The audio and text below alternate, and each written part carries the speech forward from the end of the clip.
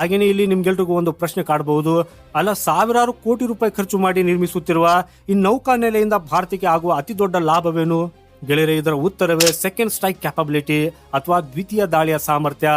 ಜಾಗತಿಕ ಪರಮಾಣು ಯುದ್ಧದ ಸಿದ್ಧಾಂತದಲ್ಲಿ ಒಂದು ಮಾತಿದೆ, ಶತ್ರು ದೇಶವು ನಿಮ್ಮ ಮೇಲೆ ಮೊದಲು ಅಣ್ವಸ್ತ್ರ ದಾಳಿ ಮಾಡಿ ನಿಮ್ಮ ವಾಯುನೆಲೆ ಮತ್ತು ಭೂಸೇನಾ ನೆಲೆಗಳನ್ನು ನಾಶ ಮಾಡಬಹುದು, ಆದರೆ ಸಮುದ್ರದ ಆಗಾಧ ಆಳದಲ್ಲಿ ಅಡಗಿರುವ ನಿಮ್ಮ ಪರಮಾಣು ಜಲಂತರಗಾಮಿಗಳನ್ನು ಹುಡುಕಿ ನಾಶ ಮಾಡುವುದು ಅಸಾಧ್ಯ.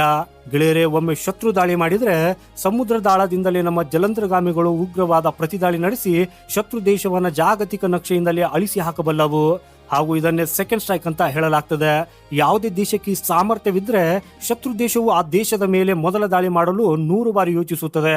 5 ವರ್ಷ ಭಾರತದ ಈ ದ್ವಿತೀಯ ದಾಳಿಯ ಸಾಮರ್ಥ್ಯದ ಅತಿ ದೊಡ್ಡ ಬೆನ್ನೆಲುಬಾಗಿದೆ. ಸೊ ಶತ್ರುವಿಗೆ ನಮ್ಮ ಜಲಂತರಗಾಮಿಗಳು ಎಲ್ಲಿವೆ ಅನ್ನೋದೇ ತಿಳಿದಿದ್ದಾಗ ಯುದ್ಧ ಆರಂಭವಾಗುವ ಮೊದಲವೇ ಶತ್ರುವಿನ ಅರ್ಧ ಮಾನಸಿಕ ಬಲ ಕುಗ್ಗಿದಂತೆ ಲೆಕ್ಕ.